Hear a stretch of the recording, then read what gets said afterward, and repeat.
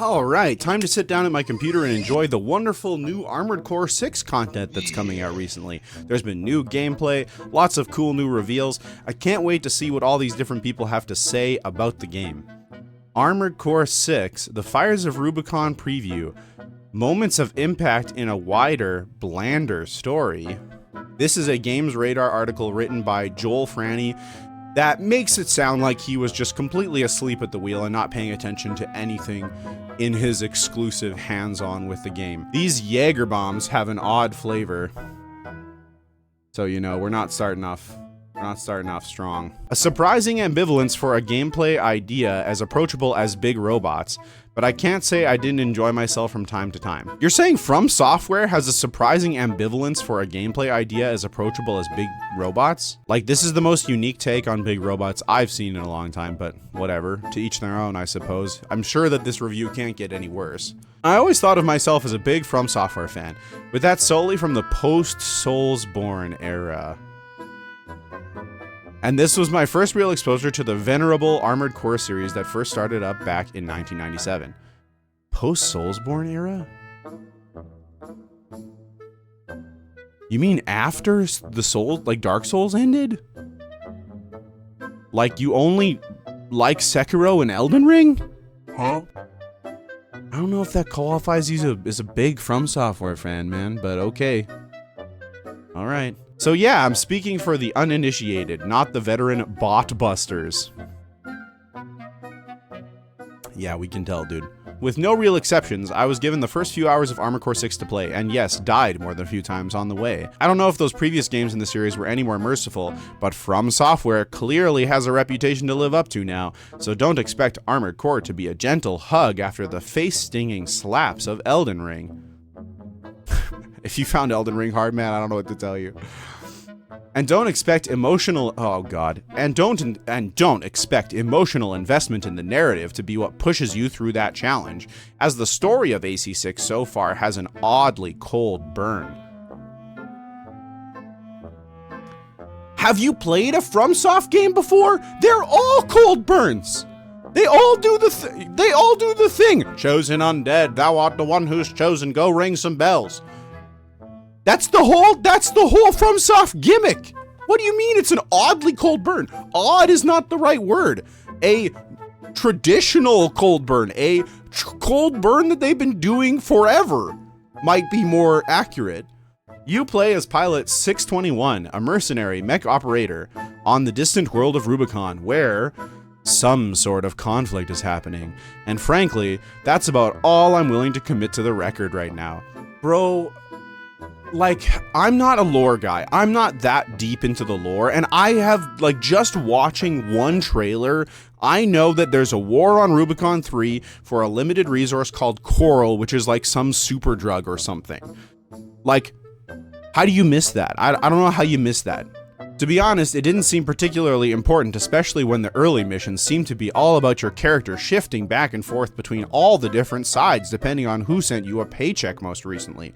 You blow up a mining ship when a corporation pays you to, then somebody hires you to wreck the corporation's shit, and on it goes. My dude, it's almost like you're a mercenary mech operator on the distant world of Rubicon, where there's a conflict over the limited resource called Coral by different corporate entities, and you're just a mercenary who's selling your services to whoever can afford you.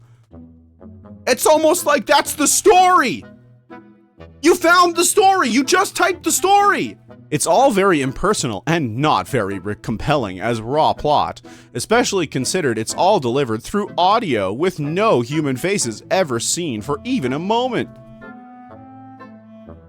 This line reads like someone who just got out of like a writing, like, you know, a 2-year writing diploma and is like, everyone knows that in film and media you need to have human faces in order to relate to them. It's just standard writing procedure. It's like, yeah, my character's a weird body meat sack. Of course there's no faces. That's part of the tone of the whole series, is that everything's faceless. It's a corporate, like, owned world. And I'm not even defending that. I'm just saying that's obvious. Like, this is not where you criticize it. You can say that this corporate owned world isn't interesting. You would rather have characters you can recognize. That's a real criticism. But it's not very compelling as raw plot. It's definitely compelling. It's like the standard plot for like pretty compelling stuff. Corporate dudes are fighting over a limited resource. What do you want?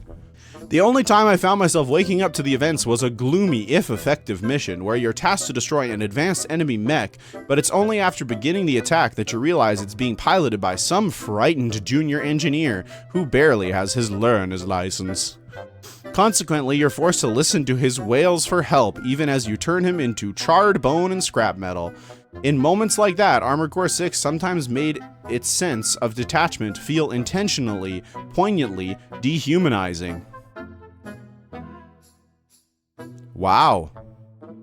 You may have stumbled upon what we like to call a theme, but it was sadly just moments of impact in a wider, blander story.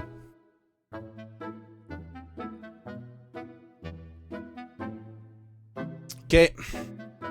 After the imagination-capturing worlds of Dark Souls and Bloodborne, I don't think I was wrong in hoping for more. This is the same formula. This is the exact same formula as Dark Souls and Bloodborne. It's not different. It's the same thing. It's like it gives you a little bit of story, and then you kind of have to dig and discover the rest of the tone and story for yourself. If you don't like the setting, you don't like the particular setting, like you mentioned worlds here, that's a criticism, but that's not the criticism that you make. You're just saying it's a bland story. I hate to break it to you, all of them are like that. It makes it sound like you've never played Dark Souls or Bloodborne before. I found that mobility and control was Fire of Rubicon's strength more so than the combat, which was a bit of a mixed bag. Please tell me you're going to say more than it was a bit of a mixed bag. You dash around unleashing a maelstrom of cannon shots, sword swipes, and rocket barrages, but the weapons don't tend to have very good feedback, and aren't always especially engaging to use. My sword swipes kept going over enemies' heads because of the slightest variation in ground level. I'm sorry. I need a drink. And despite many combinations of loadout, I never found my actual strategy of having to change in the slightest. Namely, fling yourself about and never let go of the fire button. Customization is a great idea, but the builds don't feel especially distinct, at least in the early phases of the game I got to experience. Maybe, hopefully, that changes later. Like, you can just tell that this person didn't know enough about the mechanics of the game to actually experiment with anything. There's no mention of the multiple damage types. Again, this is just obvious stuff that you can see just looking at it. I'm not a veteran of the series either, and you can tell that there are multiple different damage types.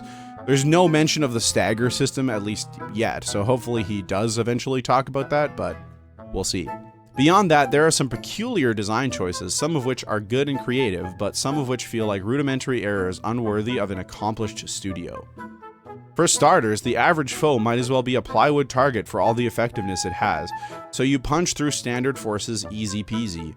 You'd think this would be setting you up for a power fantasy experience, but then the bosses bring the hammer down hard with the difficulty spiking erratically, and it feels like nothing you fought up till now has been teaching you how to handle a genuine threat. So, let me get this right. You refused to interact with the rules of the game, you didn't learn anything about weaknesses, you clearly missed the entire stagger system, and then you're having trouble with bosses? Well, yeah, it sounds like you didn't engage with any of the systems of the game, and now you're struggling with bosses that require you to engage with the systems of the game. Plus, with everything looking like a junkyard on legs, and the HUD spraying information at you, you might as well predict the enemy attack patterns with a deck of tarot cards. Wow. It sounds like a skill issue, my dog. That's what that sounds like. It sounds like you lost to the first boss a lot of times. That's what that sounds like. And sometimes the game drops an occasional mini-boss that you can either evade or fight for bigger rewards, a feature I like a lot. Sounds like bro avoided all the mini-bosses. There is, appropriately enough, a good core to Fires of Rubicon, but there's some shaky design choices around it that just hold it back too often to let me wholly be enthusiastic about it. Depending on what the final game does with this core, it could upgrade into something pretty fun or run headlong into the scrap heap. This just feels like someone came into the game, didn't interact with any of the mechanics whatsoever, and then was like, this game was really hard because when the game started, you know, put a big wall against me that required me to know the mechanics. I didn't know the mechanics. I don't think I would have even made a reaction video about this thing if it hadn't been for this last sentence. Like where he talks about the HUD spraying information at you. It's like, this is one of the cleanest, simplest HUDs I've seen. This looks less complicated to me than like the Final Fantasy 16 HUD, to be honest. So I don't know where, like, show me where's all the information spraying, dude. What I see is like a couple bars and some ammo. Enemy health, your health, stamina, stagger, stamina or HP stagger, weapons. Like, I don't know, man. I don't know where the spitting information is coming from. Yeah, so this reviewer in particular seems like they're like, oh, I blew through all of the normal enemies. And it's like, yeah, those enemies exist for you to mess with the mechanics of the game that are being presented to you. To see which weapons deal more damage, which ones don't. They even present you with a bunch of mini bosses, which are supposed to be those incremental challenges where you like test things, learn things, pay attention.